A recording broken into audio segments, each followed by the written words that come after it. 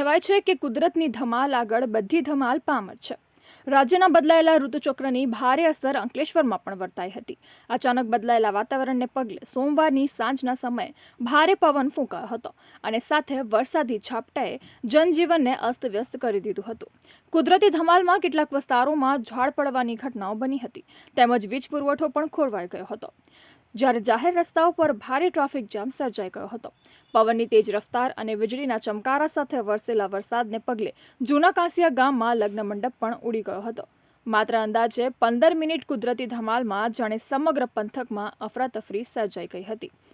અંકલેશ્વર ઔદ્યોગિક વસાહતમાં પણ કેટલાક ઉદ્યોગોના શેડના પતરા પણ ઉડી ગયા હતા, જ્યારે વીજ કંપનીના વીજ તારને નુકસાન પહોંચતા વીજ પુરવઠો ખોરવાયો હતો, જેને સીધી અસર ઉદ્યોગોમાં ઉત્પાદન પ્રક્રિયા પર પડી હતી।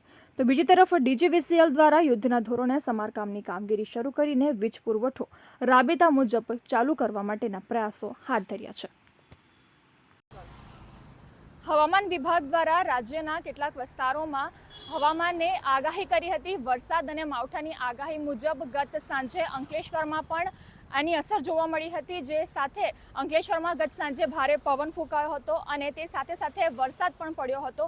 ત્યારે આ ભારે પવનના કારણે કેટલીક જગ્યાઓ પર ઝાડ પડવાની પણ ઘટનાઓ જે છે તે સામે આવી છે। આ ઝાડ વીજ લાઇન પર પડતા વીજ પુરવઠો પણ થોડા સમય માટે ખોરવાયો હતો, પરંતુ યુદ્ધના ધોરણે વીજ પુરવઠાનું કામ શરૂ કરવામાં આવ્યું હતું અને કેટલાક વિસ્તારોમાં ફરી હવે વીજ પુરવઠો શરૂ કરી દેવામાં આવ્યો છે અને કેટલાક વિસ્તારોમાં હજી પણ વીજ પુરવઠો શરૂ કરવાનો બાકી છે। જીઆઈડીસી એસ્ટેટની વાત કરીએ, ઔદ્યોગિક વસાહતની વાત કરીએ તો કેટલીક કંપનીઓના પતરાના શેડ જે છે તે ઉડવાની ઘટનાઓ પણ બની હતી। ભારે પવનના કારણે આ શેડ ઉડી જવાની ઘટનાઓ પણ સામે આવી છે।